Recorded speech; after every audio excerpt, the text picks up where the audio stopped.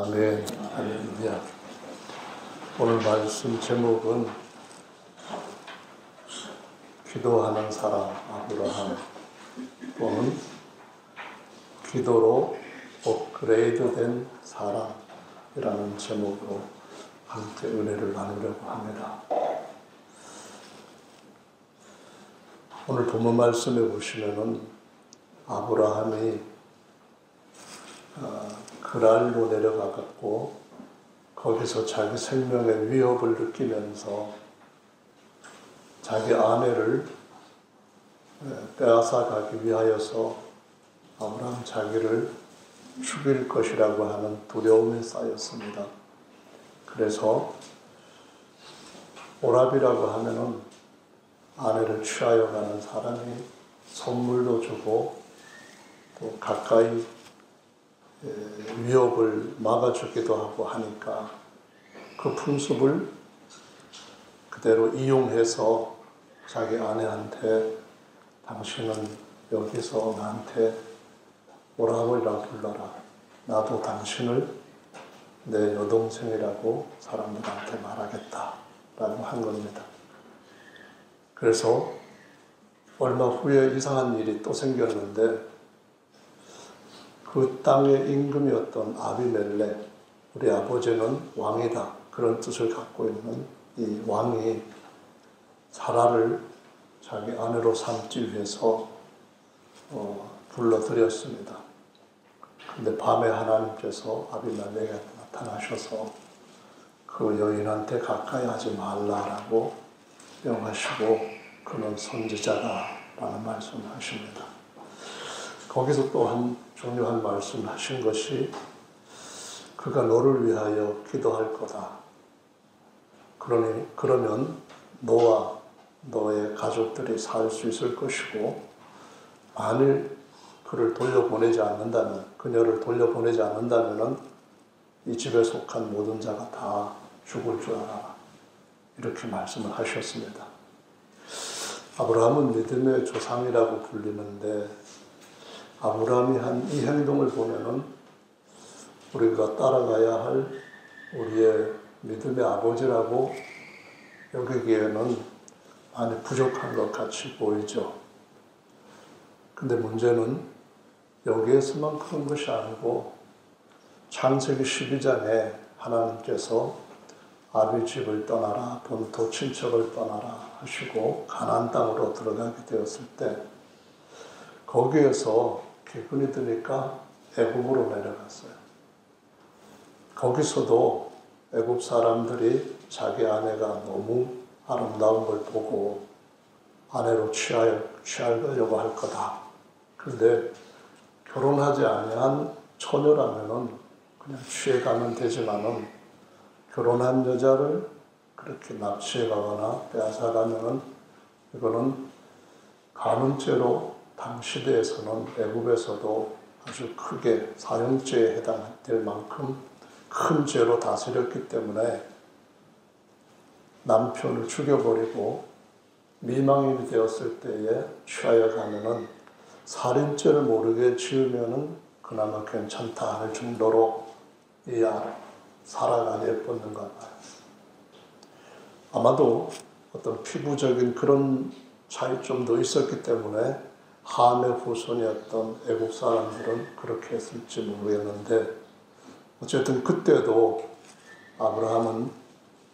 아브라함이었죠. 그때는 이름이 자기의 아내를 자기의 여동생이라고 얘기를 하고 그 사람들이 자기를 죽이지 않고 오히려 가까이 지낼 수 있도록 해주는 그 방법을 취했던 것을 볼 수가 있습니다.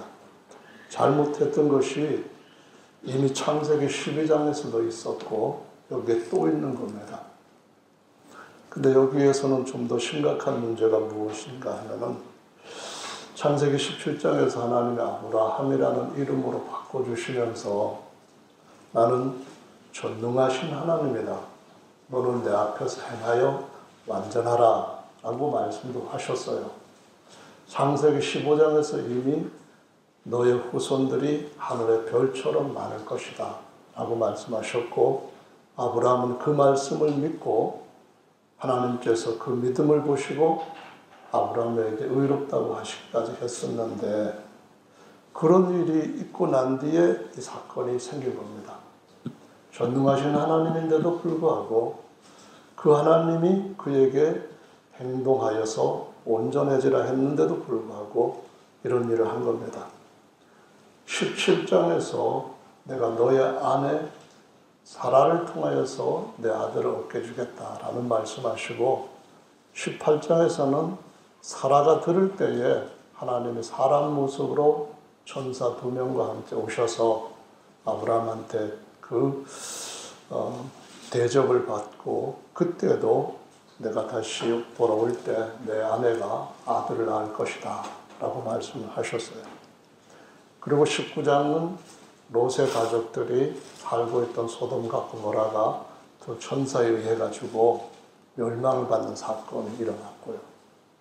그런 큰 일이 일어났는데 다시 아브라함이 20장에서 이렇게 자기 아내를 자기의 배가 다른 여동생이라고 하는 것을 이용을 해서 아내라고 하지 않고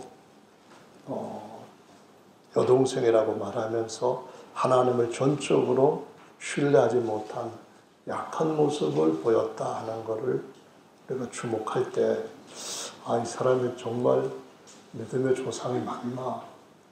정말 우리가 흠모하고 따라가야 할 믿음의 본이 되는 사람인가? 이런 의아심을 갖게 되는 것이 대부분의 사람들한테 있을 것이라고 생각이 됩니다. 근데 하나님은 그런 와중에서도 하나님께서 아브라함을 책망하시지 않고 오히려 아비멜렉을 책망을 하면서 이는 내 선지자이니까 너는 그에게 손대지 말라. 만약에 내 말 안 듣고 그 아내한테 손을 대면은 너도 죽고 가족들도 다 죽을 거다. 정령 죽는다. 이렇게 감싸시는 것을 볼 수가 있습니다. 하나님께서 공의로우신 하나님인데 이방 사람들한테는 이렇게까지 하시네? 이런 생각이 안 믿는 사람들한테도 하나님은 믿을 만한 그런 좋은 분은 아닌 것 같다라는 생각을 가져다 줍니다. 중요한 것은 하나님께서 창세기 11장부터 12장에 쭉 누구를 믿을 것이냐 하는 것을 선택하게 하시고 아브라함은 우상을 섬기는 것은 저한테는 정말 있을 수 없는 일입니다. 천지를 창조하신 하나님이라고 하시는 그분을 저는 섬기겠습니다. 이렇게 하나님과 언약을 맺고 하나님도 그러면은 내가 너와 내 후손들을 내 백성 삼고 나머지는 다 내가 이방인으로 취급해서 하나님도 없고 가짜 하나님만 있고 언약도 없고 소망도 없는 백성으로 버리겠다. 이 말씀을 하셨다는 겁니다. 이것은 매우 중요해서 하나님은 자기 형상으로 만든 사람들을 영원히 자기의 본래 목적에 이르기까지 계속 이끌어 가시는데 그들이 세상 가운데 살아가면서 약하고 실수까지 하고 하나님을 온전히 믿고 순종하지 못할지라도 하나님은 계속해서 그들을 붙잡아 주시고 그 목적에 이룰 수 있는 무언가를 그 사람으로부터 발견하셨을 때 주님은 실어버리지 아니하시고 떠나지 아니하시고 끝까지 붙들어 주시고 세워주시는 하나님이신 것을 보여주시고 있습니다. 아멘. 그렇기 때문에 우리가 하나님을 믿고 또 아브라함이 우리의 믿음의 조상이라고 하는 말씀과 약속을 믿을 때 우리의 삶이 어느 날 갑자기 그렇게 믿는 순간부터 완전히 달라지지 아니할지라도 하나님을 신뢰하고 하나님 앞으로 더 가까이 나갈 수 있고 아브라함을 바라보면서 그가 승리했던 그 승리를 우리도 같이 얻을 수가 있다고 하는 사실을 확신하게 됩니다. 그것이 오늘 저와 여러분들한테 하나님의 말씀을 통하여서 전하고자 하는 핵심 메시지가 됩니다. 하나님께서 아브라함한테 그런 실수가 있는데도 불구하고 그가 해야 될 가장 중요한 일, 그를 택하시고 그를 여전히 신뢰하시는 가장 중요한 일을 보고 계신 것인데, 그게 뭐냐면은 아비멜렉과 그 가족들과 나라를 위하여서 기도하라는 겁니다.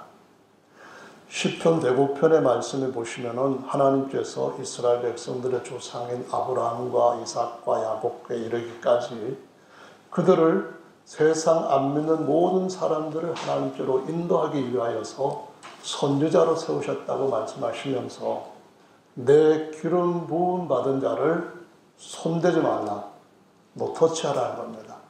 손대면은 내가 너희들한테, 그들이 어떠하든지 간에 너희들한테 내 손을 댈 것이다, 이 말씀을 하시고, 내 선지자를 학대하지 말라, 해하지 말라, 이 말씀을 하시면서 만약 그렇게 하면은 내가 너희들을 그대로 10배로 갚아주겠다라는 말씀을 하시면서 창세기 12장의 말씀에 보면은 너와 내 자손을 축복하는 자는 내가 복을 주고 내 자손들을 저주하는 자들한테는 저주를 줄 것이다, 이런 말씀을 하십니다. 무슨 차이가 아브라함의 자손과 그 다음에 세상 사람들과의 큰 차이를 갖고 하나님 대하시는 근거가 될까요? 중요한 것은 하나님께서 세우실 만한 최상의 존재로 세우시기 위하여서 언약 안에 살아가는 것입니다. 언약이라는 건 어려운 말이 아닌데 말로 맺은 약속입니다. 하나님께서 이렇게 제시하시면 그걸 들은 사람이 예, 저도 거기에 따르겠습니다 할 때 언약을 맺는 겁니다. 어려운 것이 아니고 높은 산에 가서 맺는 것도 아니고 깊은 바닷속에 들어가서 맺는 것도 아닙니다. 어느 날 하나님을 찾는 사람들한테 네가 나를 찾는 데까지는 내가 기뻐하고 좋다. 그런데 네가 나를 찾는다는 이유가 뭐냐? 나를 이용해 먹을 거냐? 아니면은 나 전능하신 일, 나 지극히 선한 일, 악한 것이 전혀 없는 내 뜻을 쫓아서 나와 함께 영원히 연합되기를 원해서 나를 찾는 거냐? 이것을 주님께서 그 마음에 물어보시는 겁니다. 많은 사람들은 자기가 중심이 되고 자기의 원함과 자기의 목적과 자기가 즐길 수 있는 것들을 위하여서 외부로부터 도울 수 있는 손길을 찾습니다.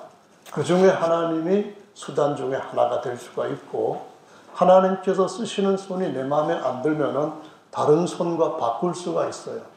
하지만은 아브라함은 내가 갖고 있는 꿈, 내가 갖고 있는 인생의 가치, 내가 행하고자 하는 모든 인생의 행로는 하나님께서 정하신 그 목적에 가는 것이 내가 진정으로 바라는 참 마음이다 라는 것을 하나님 앞에 보여주는 겁니다.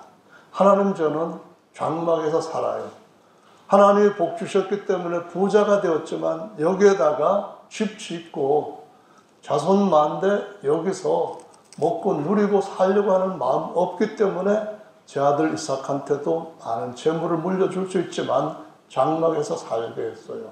그리고 제 손자 야곱에게도 장막을 지고 하나님께서 지으시고 터가 있는 하나님의 경영하는 하늘의 예루살렘 성을 향하여서 나가려고 해요.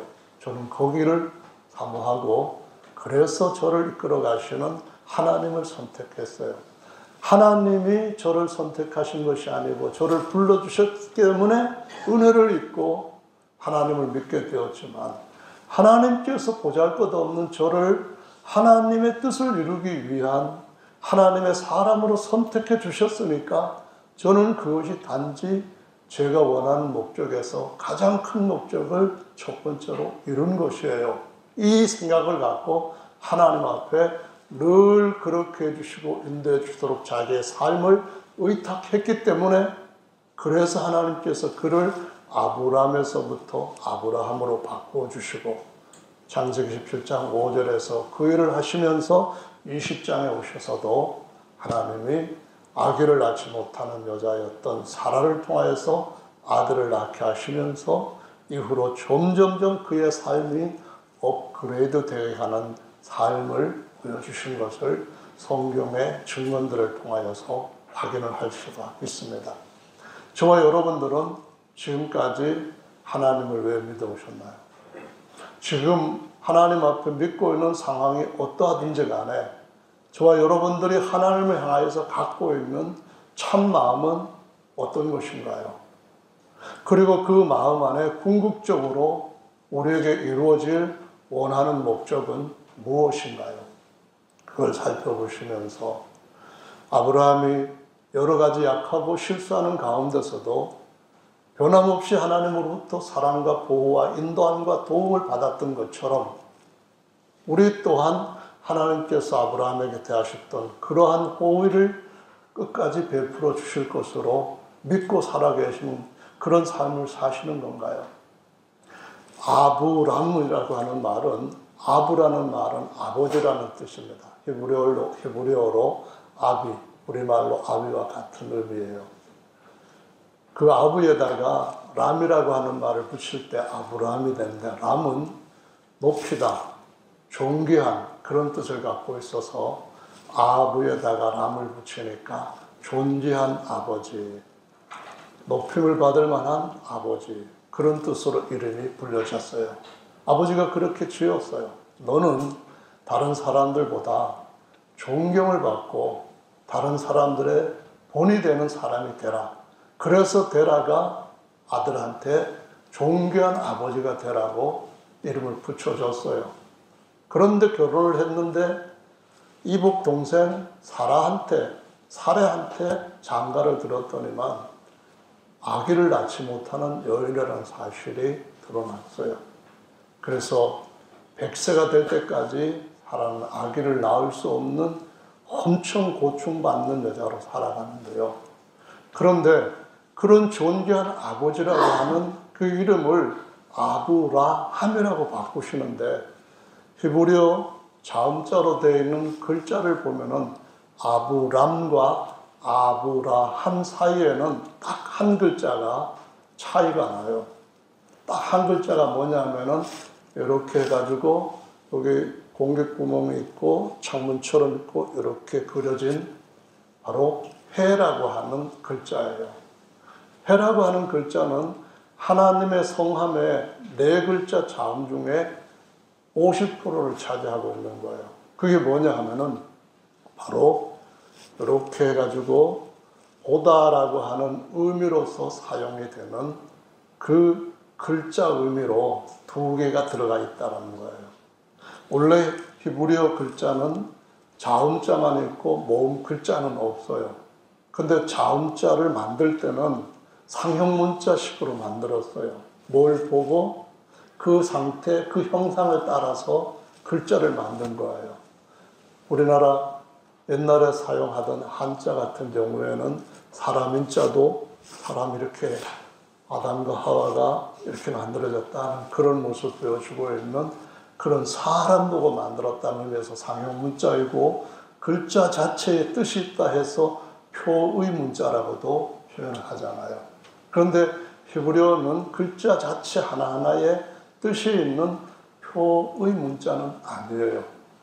그런데 글자를 뭘 보고 만들었냐는 의미는 여전히 계속 동일하게 전해지기 때문에 글자를 보고 그 글자에 따라서 의미를 만들 수는 있어요. 그러니까 야훼라는 성함에는 4개의 자음자가 들어가 있는데 첫째로는 손을 보고 만든 요드라고 하는 거죠. 요만큼 손이에요. 여기는 팔이 되잖아요. 요만큼 손인데 요만큼 작은 글자예요. 다른 글자보다 4분의 1밖에 안 되는 글자예요. 그 다음 글자가 해라고 하는 글자인데 이렇게 해서 만큼에서 여기에 마치 집에서 창문을 통해서 밖을 볼 수 있다고 하는 그런 식으로 문이 있는 글자를 만들었어요. 이거는 여기 문이 없는 해이라고 하는 단어하고 글자하고는 또 달라요. 그리고 3번째 글자가 대목 또는 갈고리 같은 거 또는 텐트를 칠 때 보면은 이 바람에 흔들려서 날아가지 않도록 하기 위해 갖고 팩을 세게 받고 줄을 갖다 매고 할 때 하는 그건데요. 그 네 번째 글자가 다시 두 번째 글자가 똑같은 회예요. 그래서 이 네 개 자음자를 보고서 사람들을 뭐라고 말하냐면은 손을 보라, 큰 대못을 보라, 큰 못을 보라. 이렇게 해서 야훼께서 언젠가 사람처럼 우리 자신의 죄를 대신 짊어지실 어린 양의 몸을 입으시고 이 땅에 오셔서 십자가에 이렇게 못 박히신 것을 봐라. 그래서 인자가 십자가에 달린 것을 보는 자마다 구원을 얻을 것이다 라는 말씀을 하시고, 나를 보지 않고 믿는 사람들은 더더구나 복이 있는 자다라는 말씀을 도마와 그 옆에 있던 제자들한테 하시는 말씀을 볼 수가 있어요. 그러니까 해 이렇게 되어 있는 두 개의 자음자 중에 하나가 아브라함한테 들어간 거예요. 아브라에다가 히읗이라고 하는 H라고 하는 음이 딱 들어가면서 이 함몬이라고 하는 단어는 무리, 나라들 이런 의미로 해서 아브라함은 많은 무리들의 아버지다. 이렇게 이름이 바뀌게 된 거예요. 바뀌게 된 그 이름이 어떤 의미로 변천되었는가를 내막을 보여줘요. 아들은 없어도 존귀한 아버지가 될 수 있어요.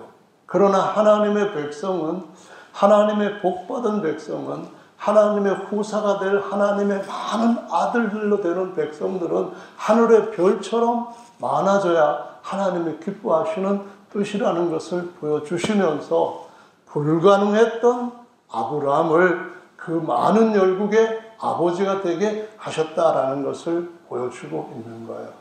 그러면은 아브라함이 아브라함으로 될 때 무슨 차이가 있었다는 걸까요? 하나님의 성함 네 글자를 가지고 우리가 어떤 굉장히 중요한 하나님의 메시지를 발견할 수 있는 것처럼 아브라함이 되었을 때 들어가 있는 해라고 하는 글자도 우리한테 스토리를 주는 거예요. 우리한테 메시지를 주는 거예요. 뭘까요? 하나님을 바라보고, 하나님을 바라보고, 하나님을 끝까지 바라보고, 하나님의 얼굴을 구하고 하나님 면전에서 살아라. 이 의미가 하나님께서 아브라함을 아브라함으로 업그레이드 시켜주는 것인 줄로 믿으시기를 바랍니다. 우리의 삶이 뭘 쓰느냐에 따라서 굉장히 많은 차이를 만들어내잖아요. 앞으로 2030년, 더 나가서 50년이 된다면 지구상에 굉장히 많은 아주 고급 직업군들이 사라질 거라고 얘기를 해요. 왜냐하면 그걸 사람의 능력을 대체하는 다른 능력을 가지고 있는 것들이 등장하기 때문이고, 그들이 그 자리를 대신할 것이기 때문에 그렇게 바뀔 수밖에 없다고 말해요.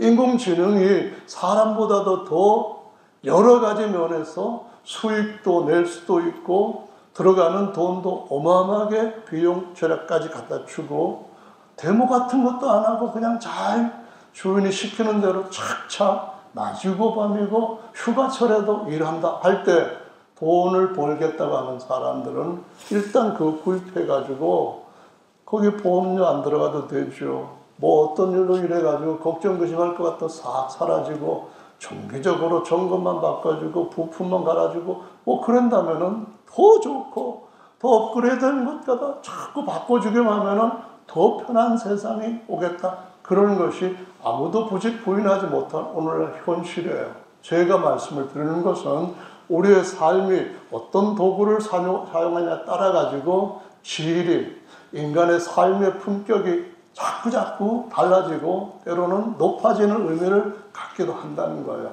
그런데 성도들은 어떤가요? 성도들이 그런 것들을 잘 사용한다고 해가지고 하나님 앞에서 그리스도인으로서 품격이 높아지는가요? 하나님 앞에서 그리스도의 사람으로서 더 큰 상과 영광에 참여할 수 있는 그런 특권, 특혜를 누릴 수 있는 건가요? 아니잖아요. 불가능하잖아요. 그런데 하나님 앞에 특별한 대우를 받고 험한 세상에서 생명의 위협을 받는 그런 세상에서 보호받을 수 있는 하나님이 개발해 놓으신 하나님의 성도들을 쓰게 하셨던 앱이 있는 거예요. 그게 어디에 있냐면은 멀리 있는 것이 아니라 우리의 가슴에 있고 우리 눈에 있는 줄로 믿으시기를 바랍니다. 그게 뭐냐면은 하나님의 얼굴을 구하고 그 이름을 부르면서 살아가는 성도들의 입술을 선하게 쓰는 삶인 줄로 믿습니다. 보십시오. 하나님께서 말씀하시잖아요. 그 아내를 돌려보내지 않으면은 내가 왕 너도 죽여. 너뿐만이 아니고 애굽에서는 장자만 죽였지만은 너 같은 경우, 너 이런 경우에서는 내가 지금 곧 그 딸을, 아니 그 사라를 통하여서 약속한 아들을 낳게 하려고 하는 것인데 네가 감히 그 아내한테 손을 대? 내 집안의 모든 사람을 죽기 전에 경고로 내 아내들 다 태를 닫아버렸어. 내 여종들 태를 다 닫아버렸어. 그러면은 알지?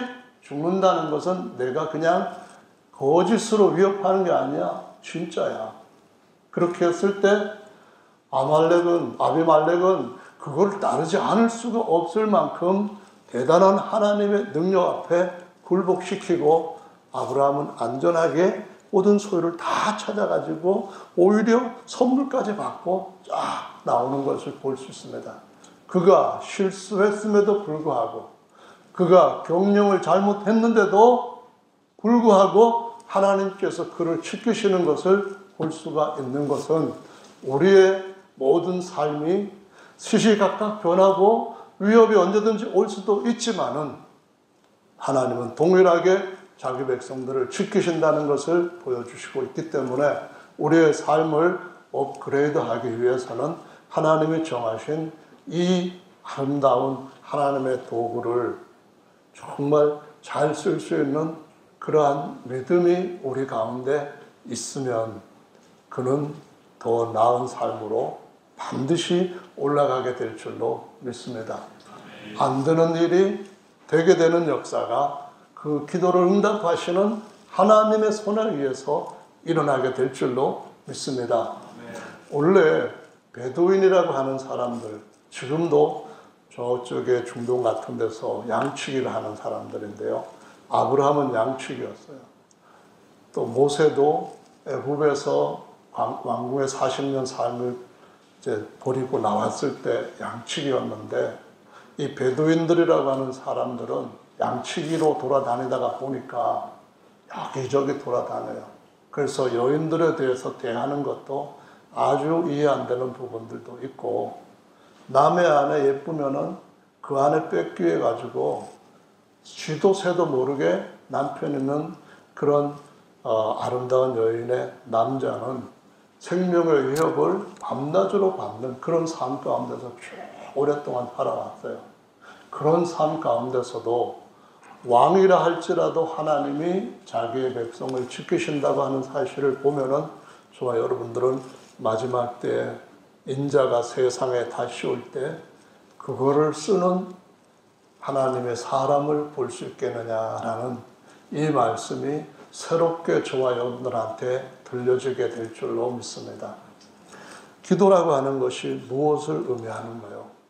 어떤 사람들은 기도는 능력 행함이다라고 직결을 시킵니다. 직결을 시켜요. 다시 말하면 기도 많이 해주세요. 그러면은 능력 많이 나타나게 해주세요. 이런 얘기입니다. 그래서 그 사람들이 능력이 많이 나타나면은 이 사람은 하나님 앞에 정말 대단한 사람입니다 하고 능력을 찬양합니다. 사람을 찬양하는 것하고 사람을 존귀하다고 존귀한 아버지라고 부른 것하고 능력을 존귀하다고 하는 것하고는 정말 다릅니다. 하나님 앞에서 존귀한 사람이 되는 것하고 능력이 많은 사람이 되는 것하고는 엄청나게 다릅니다. 하나님께서 원하시는 것은 능력이 많은 사람이 아니라 하나님의 존귀한 사람으로 세우시고 그 사람을 통하여서 존귀한 사람이니까 자연스럽게 그 뒤에 때를 따라 적절한 하나님의 손이 나타나게 할 수 있는 하나님의 손쓰기에 딱 손에 맞는 사람을 택하시고 존귀하게 여기시는 줄로 믿으셔야만 됩니다. 능력 기도라고 우리가 생각할 때 딱 먼저 떠오르는 것은 마가복음 9장 말씀이죠. 마가복음 9장에 보면 예수님께서 변화산에 3명의 제자들 같이 올라가셔가지고 몸이 완전히 찬란한 광채로 빛이 나서 얼굴을 수건으로 가려도 빛이 나오지도 않았던 모세 얼굴에 있는 영광과는 비교가 안 되게끔 두꺼운 옷을 아마 2겹, 3겹 걸치었던 그 예수님의 몸 전체에서 빛이 그 컴컴하고 칙칙한 그런 옷들까지 하얀 색깔로 보일 정도로까지 광채가 났습니다. 그런 일이 있고 예수님께서 제자들을 데리고 내려오시는데 9명의 제자들한테 이상한 일이 일어났습니다. 어떤 일이냐 하면은 어떤 아버지가 귀신 들린 자식을 데리고 와서 그 9명 제자들한테 내 아들이 죽을 지경입니다. 불에도 들어가고 뜨거운 물에도 빠지고 그러는데 자기 의지로 하는 게 아닙니다. 귀신이 발작을 하고 역사를 하면은 아무 데서나 산에 가서도 뒹굴고 가시밭에 가서도 벌떡벌떡 넘어지고 막 눈이 돌리고 입에서 개급을 막 흘리면서 돌아가고 그래서 언제 죽을지 모르는 정말 너무나 비참한 생활을 살고 있습니다. 제 아들 좀 고쳐주세요 했는데 9명의 제자들이 막 고치려고 뭘 안 해봤겠어요. 그 예수님께서 그때까지 하시는 여러 가지를 봤을 때에 귀신아 나가라도 했고 이 귀신아 저주받고 떠나가라도 했고 그냥 하나님이 귀신을 쫓아내 주십시오 하고 하도 그냥 부르짖고 귀신은 너는 나갔다 선포도 해봤고 했는데 아직까지 귀신은 멀쩡하고 애는 지금 거의 보통 그 정상이 아닌 거예요. 그래서 포기할 때 예수님께서 딱 내려오신 거죠. 그래서 예수님한테 제자들한테 이렇게 부탁을 했는데 고치지 못합니다. 뭘 할 수 있거든 제 아들 좀 고쳐주세요. 그랬을 때 주님이 뭐라고 말씀하셨느냐 하면은 주목해야 될 것이 2가지입니다. 하나는 내가 언제까지 너희와 함께 있으며 2번째로는 내가 언제까지 너희를 참으리요 이 말씀합니다. 함께 하지 않은 시간에 함께 할 수 있는 방법이 있는데 그 방법을 못 쓰는 것이 너무너무 화도 나시고 안타깝기도 하시고 참을 수 없을 정도로 정말 이 제자들 도대체 언제까지 이렇게 될 거냐, 그때까지 내가 계속 이런 심적 고통을 감당해야 되느냐, 이러한 그 뜻이 그 말씀 안에 들어가 있는 겁니다. 저와 여러분들이 예수님이 산에 계시거나 예수님이 저 하늘에 계시거나 예수님께서 바다 건너 계시거나 여전히 함께 하실 수 있는 그 중요한 하나님이 주신 방법이 있습니다. 우리가 그분을 따라서 산 높은 데 못 간다 할지라도 그분 우리한테 오셔서 우리와 함께하게 하실 수 있는 아주 놀라운 비법이 있습니다. 그 비밀이 있는 거예요. 그게 뭐냐면은 누구든지 2-3사람이라 할지라도 내 이름으로 모여서 합심할 때 내가 그들 중에 있고 구하는 것을 이룬다라는 말씀을 마태복음 18장에서 분명히 주님이 말씀하신 것처럼 저와 여러분들이 정말 주님이 앞에 계시는구나. 지금 주님께서 나를 다른 것들로 인해서 요동치 않게 하기 위해서 내 우편에 내 오른손에 계시는구나 하면서 내가 항상 내 앞에 계신 주를 모시며 이것이 바로 시편 16편에서 예수님께서 음부에 들어가셔야 되는 그 시기에도 그때 맞춰가지고 시편 16편에서 그 말씀을 시로 기록하게 하신 겁니다. 내 앞에 항상 하나님 아버지께서 계실 뿐만 아니라 나를 요동치 않게 하기 위해서 내 우편에 계시도다 하는 건데요. 우리가 존귀하게 아브라함이 걸어갔던 그 길에서 계속된 더 나은 승리를 얻기 위해서는 첫째로 존귀한 아버지가 아들 많은 자손 많은 열국의 아버지 되기 위해서는 하나님을 바라보는 믿음이 우리 속에서 새로워져야 되고 더 깊어져야 되고 더 간절해져야 되고 어떤 것이 내 앞에서 나를 흔들어 댄다 할지라도 나는 주를 바라보나이다. 나는 나를 도우시는 그분이 내 우편에 내 오른손이 되셨음을 의심하지 않습니다 하고 끝까지 갈 수 있는 그 능력 있는 그와 같은 열망 속에 자신이 꿋꿋하게 흔들지 않는 세울 힘이 있는 사람을 주님께서 찾으시는 줄로 믿으시길 바랍니다. 무엇입니까? 하나님의 능력 있는 존재를 찾으시려면 대천사장 불러다가 쓰시면은 언제든지 더 낫게 쓰실 수 있어요.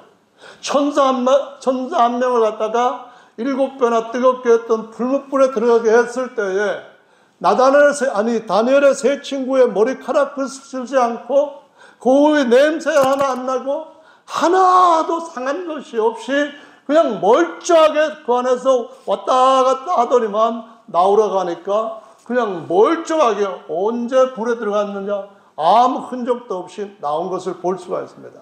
하나님은 능력 있는 능력을 세우려고 하는 것이 아니라 하나님을 끝까지 붙들고 하나님을 바라볼 수 있는 사람을 세우시는 줄로 믿으시기 바랍니다.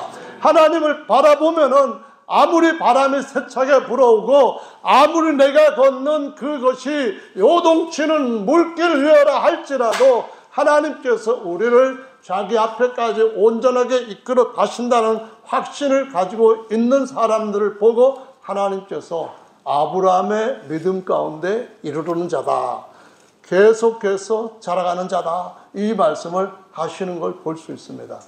그래서 마가복음 9장의 말씀에 보면은 예수님께서 그냥 귀신한테 나가라 했더니만 귀신이 이제 막 아이를 발작을 시키고 거의 다른 사람이 볼 때 죽은 것 같이 된 상태로 두고 도망가 버린 거예요. 여자 아들 죽었다. 귀신 쫓아낸다더니 귀신 쫓아내는지 냈는지는 모르지만 사람 죽였네. 막 이런 식으로 막 선거했을 때 아이가 건강하게 완전히 깨끗하게 나와가지고 일어났습니다. 주님께서 그 아이를 그렇게 쉽게 고치신 것을 다른 사람들뿐만 아니라 제자들이 봤을 때 제자들이 너무 충격을 받은 거예요. 말도 못하고 있다가 집안에 들어갔을 때 종용이 죽게 여짜왔다고 하십니다. 이거는 정말로 주님 앞에 알아봐야 될 문제인데 심각한 우리한테 뭔가가 이거 아직 안 돼 있다고 하는 이런 문제를 지금에서라도 고쳐야 되는데 하고서는 주여 우리는 왜 귀신을 쫓아내지 못하였나이까? 라고 질문을 합니다. 그때 주님이 하신 말씀이 기도 외에는 이런 유가 나가는 일이 없다라고 말씀을 하십니다. 근데 기도했는 것 같은데요? 그런 대답도 없습니다. 뭔들 안 해봤겠습니까? 기도를 했다고 칩시다.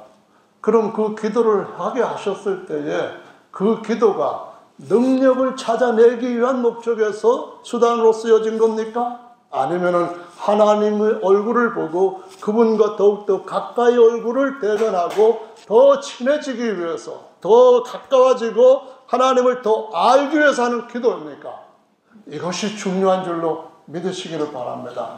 하나님은 능력 나타내는 것을 궁극적인 목적으로 쓰는 것이 아니라 그런 건 한두 번 하실 수 있지만 그것이 계속 10번이고 50번이고 계속 되는 것이 아니라 하나님을 어떤 상황에서도 바라보고 그분이 하실 그 영원한 참된 목적을 이룰 때에 나도 그 자리에 함께 있는 사람으로서 세워지는 그런 사람을 세우시고 찾으시고자 하시는 줄로 믿으시기를 바랍니다. 누가복음 10장 말씀에 보시면은 예수님께서 10명의 제자들을 딱 선택을 하시고 그 다음에 다시 11장의 말씀에 오시면은 기도에 대해서 쫙 얘기를 하시는 말씀이 나옵니다. 근데 그 10장의 말씀에 보시면은 어떤 말씀이 있는가 하면은 10명의 제자를 세우시고 그 다음에 10장에 70인의 제자를 세우시고 예수님의 이름으로 뭐 귀신도 쫓아내고 병도 낫게 해주고 하라고 나가라고 쭉 해서 70명의 제자들을 보내셨습니다. 12명 제자 아니고요. 보내셨는데 그들이 가서 예수님의 이름으로 귀신도 쫓아내고 병도 낫게 하고 막 그러고 난 뒤에 돌아와서 하는 말이, 주님, 우리가 귀신한테 명령을 했더니만 귀신도 도망갑니다. 정말 우리 대단한 사람들이었습니다. 막 그렇게 얘기할 때 예수께서 뭐라고 말씀하시는가 하면은 10장 20절에 귀신이 너희들에게 굴복하는 것으로 기뻐하지 말고 너희 이름이 하늘에 기록되었는가 아닌가, 그걸로 기록되었으면 그걸로 기뻐하라, 이 말씀합니다. 12 제자들이 무슨 능력을 받기 위해서 기도를 원합니까? 마가복음에 나와 있는 이런 능력이 뭘 위한 능력이어야 된다고 성경은 가르쳐주고 있습니까?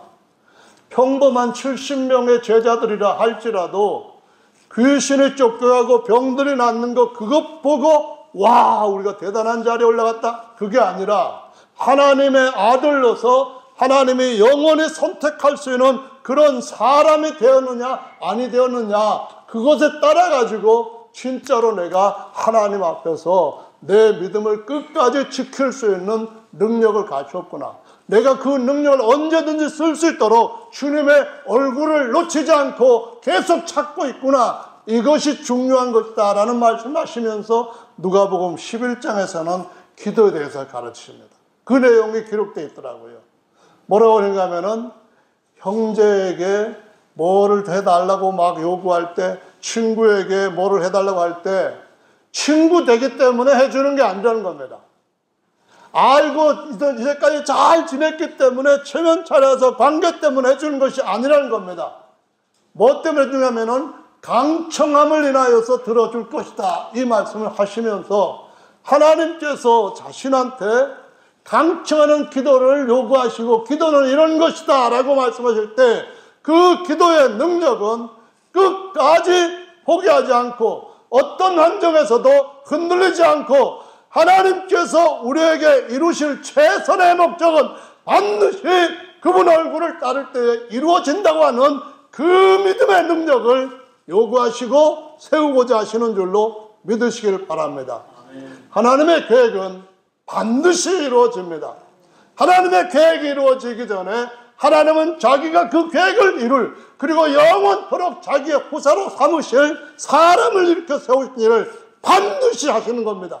그 일을 하실 때 하나님은 그 사람을 어떻게 어디까지 업그레이드 시키냐면은 하나님을 바라보는 사람, 하나님의 능력 안에서 기도로 계속 꿋꿋하게 뿌리를 더 깊이 박는 사람, 풍랑이 일어날수록 더더욱더 예수님이 아니라면 이 풍랑을 이길 수 없고 내 경험과 내 능력과 내 수단 가지고서는 어린 반푼어치도 없을 뿐만 아니라 주님은 능히 하신다 하고 나는 그래서 끝까지 요동하지 않고 주님을 바라보고 주님 앞에 기도하겠다.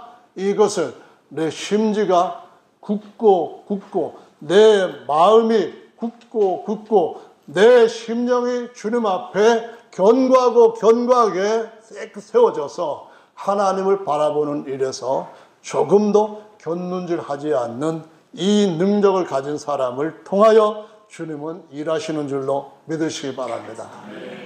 18장에 가보면 누가복음에 기도에 대한 게 또 나옵니다. 뭐라고 말씀하셨는가 하면은 항상 기도하고 낭망치 말아야 될 것이라고 시작을 합니다. 18장 1절에 다시 한번 확인을 해봅니다. 항상 기도하고 낭망치 말아야 될 것, 이것이거든요. 하나님께서는 요거를 지금 목표로 삼고 사람들을 살핀다는 겁니다. 항상이란 말은 이런 데도 쓰이죠. 항상 기뻐하고 쉬지 말고 기도하라. 이것은 데살로니가 교회에게뿐만 아니라 우리한테 주시는 말씀과 똑같이 항상입니다.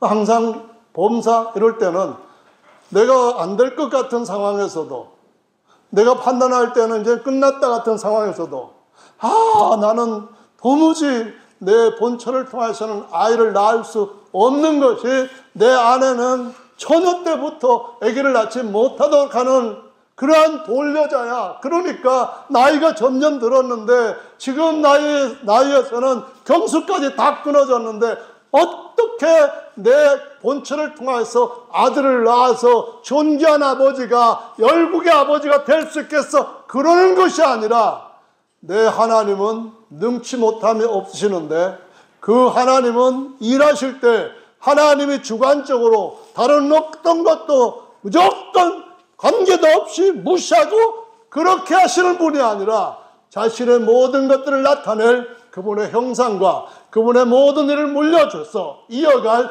후사들을 세우시는 하나님의 경륜에 집 세우시는 아버지다 하는 사실을 믿고, 저와 여러분들의 하나님 아버지 집에서 영원히 하나님의 영광의 후사로서 세워져 가는 일에 삶의 목적을 삼기를, 정하시기를, 세팅하시기를 예수님의 이름으로 축원합니다. 아멘. 이 비유로 말씀하셨는데 한 과부가 있었대요.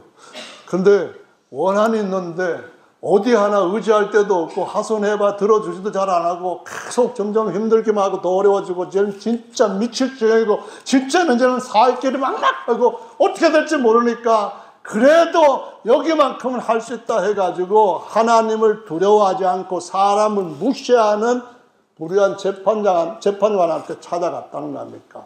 계속 갔다잖아요. 밤에도 가고 낮에도 가고, 그 사람 화장실에 나오면 또 쫓아가고 들어가서 그냥 나올 때까지 기다리고 계속해서 어디 데이트 가면 그 옆에까지 따라가고. 그러니까 이 불의한 재판관이 어떻게 생각이 들었는가 하면, 아이고 따라다니고 밤낮으로 저렇게 졸라대고 내가 오히려 저 여자보다 먼저 말라 죽겠다. 아이고 빨리 들어주는 것이 날 위해서 들어주는 거지. 저 여자가 어떻게 뭔 원한이 있든 간에 그건 난 상관없고 무조건 오케이 들어줄게. 네가 맞아 이거 니네가 이렇게 해야 되겠다라는 말을 했다. 그래서 그 원한을 풀었다. 그러면서 예수님이 하신 말씀이 뭐라고 했는가 하면은, 그 불의한 재판관의 한 말을 들으라 하시면서 그 다음에 뭐라 했어요?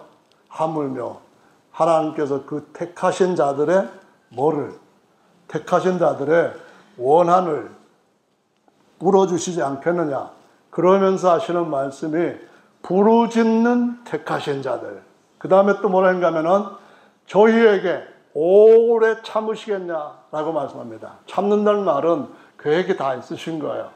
어디까지 계속 오는 것을 보고 그때까지 조금만 더 힘내, 조금만 마지막 더 뛰어 그러면서 계속 참고 기다리신다는 거예요. 그럼 뭘 기다리시는 걸까요? 항상 기도하고 망망치 않고 마지막까지 하나님의 사람 되는 후사 될 수 있는 자리에까지 이르도록 기다리고, 하나님의 목적은 사람들 대부분이 구하는 것처럼 내가 하고 싶은 것 마음대로 할 수 있도록, 내가 존경받고 사람들로부터 인정받을 수 있도록 이런저런 것들을 저한테 장착시켜주고 저한테 그런 거 갖다가 입혀주고 그런 것이 아니라 하나님의 사람으로 세우시는 데 있는 줄로 믿습니다.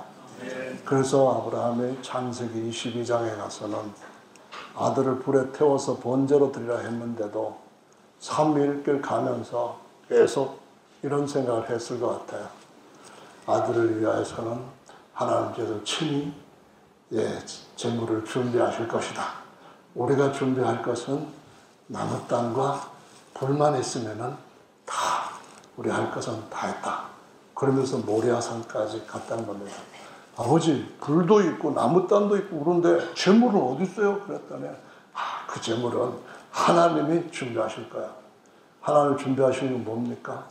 사람을 준비하신 줄로 믿으시기 바랍니다. 이삭이 아브라함처럼 준비되고 했을 때 아버지의 모든 걸 물려받는 후사의 자리에 들어갈 수 있는 것처럼 우리가 하나님의 아들로 독생자이신 예수님처럼 준비되는 그 자리에 있을 때에 독생자도 없고 독생자와 함께 하나님의 모든 영광을 함께 영원히 누릴 수 있는 후사의 자리에 세워지게 되는 줄로 믿습니다. 말씀을 마무리해야겠습니다. 하나님의 나라는 말에 있는 것이 아니라 능력에 있습니다. 내게 능력 주시는 자 안에서 내가 모든 걸 할 수 있다고 바울이 말합니다. 그 능력이 그 구절 앞뒤 능력을 다 보시면은 바로 이와 같은 능력입니다. 하나님의 사람으로 세워지는 어떤 환경 속에서도 나는 주님을 바라보는 능력입니다. 주님께서 나를 쓰실 수 있는 그 자리에 내가 준비되어 있는 그것이 바로 하나님이 우리에게 주시는 최선의 능력이고, 그 능력 가운데서 우리가 살아갈 때에 따라서, 일을 따라서, 환경을 따라서, 필요를 따라서 주님께서 우리에게 그것도 도움으로 주시는 줄로 믿으시기 바랍니다.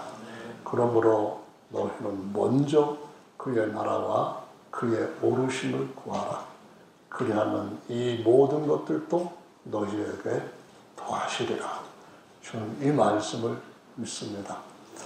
저는 오늘 저와 여러분들이 우리의 삶을 하나님 앞에 업그레이드 할 수 있는 기회로 다시 한번 하나님의 뜻을 묵상하는 시간이 되면 좋겠다고 생각을 합니다.